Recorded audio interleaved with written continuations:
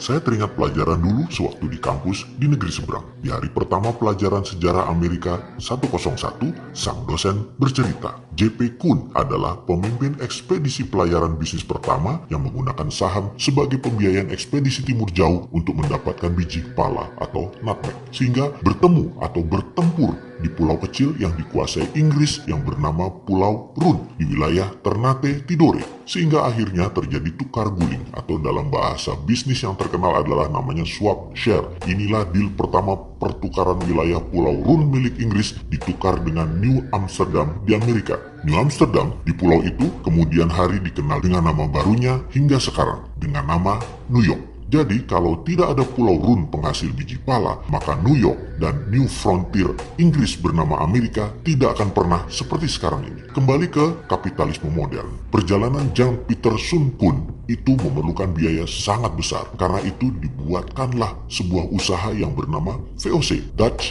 East Indies Company, milik berbagai pengusaha Eropa berbasis di Belanda. Mengapa multi-owners? Karena semakin banyak yang store saham, semakin kecil risiko yang ditanggung dalam perjalanan yang berbiaya sangat besar tersebut. Inilah asal-muasal awal kapitalisme modern, yaitu modal bersama, urun dana di bursa keuangan. Maaf, ini juga yang jadi alasan Santara lahir, berdasar dua pengalaman sejarah, Colleganza Venezia dan VOC-nya Belanda. VOC adalah perusahaan pertama di dunia yang menjual stok atau sahamnya agar bisa dimiliki banyak pemodal secara masif. Karena itu, mereka terdiri dari pemilik 17 pemegang saham besar. Beda dengan Colleganza, pemegangnya orang kecil. Oke, nanti kita jelaskan lengkap di chapter khusus untuk Colleganza Venezia ini. VOC juga perusahaan pertama di dunia yang sahamnya dimiliki oleh multi-international owners, ditambah dengan 21 tahun pemberian hak kelola spice, rempah, menjadikan VOC adalah perusahaan mega korporasi pertama di dunia. Hak yang utamanya adalah mengeksploitasi rempah Nusantara. VOC menjadi model pertama di dunia atas mega korporasi yang merubah dunia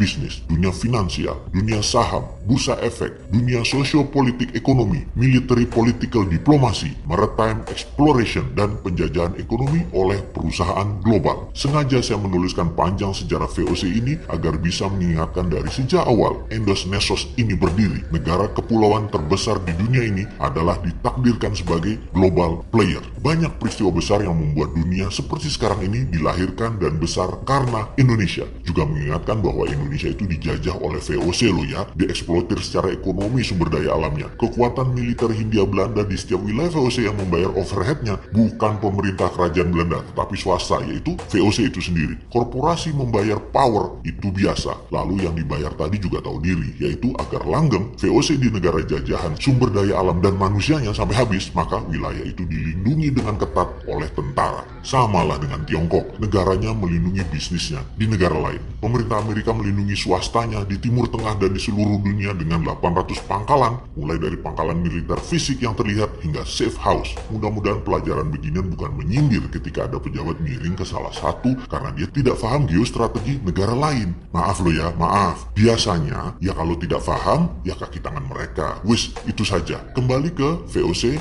di Nusantara. Rebutan nutmeg, biji pala yang di zaman itu lebih mahal dari emas karena bisa menyembuhkan wabah penyakit yang melanda Eropa. Jadi new normal setelah wabah penyakit di Eropa secara singkat adalah Inggris dapat Amerika, Belanda dapat Indonesia. Deal bisnis yang merubah peta politik dunia. Kita lompati sebentar ke masa setelah Perang Dunia Kedua di Indonesia. Seperti tadi kita ingatkan, Indonesia memang ditakdirkan sebagai global player dan ini semua tergantung dari siapa yang mengelola negaranya. Kita semua sepakat bahwa Indonesia ada emas. Budaya logam Nusantara salah satu yang terbaik di dunia. Kesuksesan Majapahit menyatukan Nusantara dengan tanpa tumpah darah adalah menggunakan perjanjian logam. Emasnya Majapahit terbukti hingga saat ini ada emas di setiap kerajaan dan kasultanan di Nusantara. Kemudian syarikat dagang yang menyebarkan Islam di Nusantara, terutama tanah Jawa, menggunakan kekuatan emasnya Wali Songo. Hal inilah yang menjadikan Nusantara memeluk Islam tanpa merubah budaya karena masuknya lembut. Asli budaya Nusantara dan kita semua harus berterima kasih kepada kepada Wali Songo dan caranya mereka.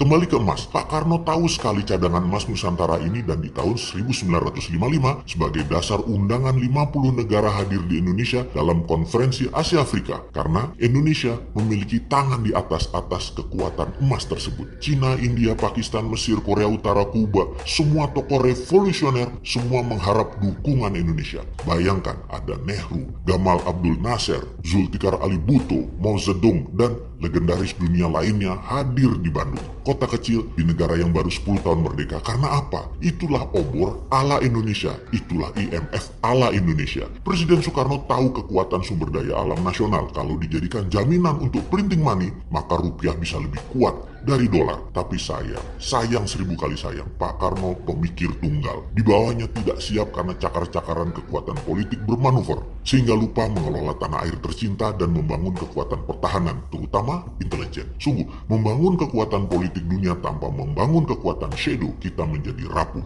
Ketika CIA bergerak, kita tidak antisipasi. Langkah Soekarno adalah ancaman terhadap dolar. Dan terbukti, 10 tahun kemudian CIA berhasil melakukan operasi clandestine menggulingkan Soekarno. Pak Karno menjadi sejarah. Kembali kita ulangi sekali lagi. Sepakat ya, Indonesia ini ditakdirkan memang untuk jadi global player. Kedepan, kita harus perbaiki strategi bernegara dalam geostrategi antar negaranya. Inilah kekuatan yang harusnya saat ini diambil alih oleh pemerintah di saat gajah Cina Amerika bersih tegang. Sekarang dunia bergeser lagi peta politik dunia dengan adanya Thucydides trap antara Cina dan Amerika. Bener deh, kita tidak boleh terjebak obor Cina dan strategi keuangan ala IMF-nya Amerika. Kita harus bermain cantik di antara dua kekuatan. Sekedar mengingat, jangan miring ke Amerika, jangan miring ke Cina. Gunakan hati ke depannya di dalam berbangsa dan bernegara. Sungguh, gunakan lebih dari satu hati di dalam mengelola negara. Hati-hati.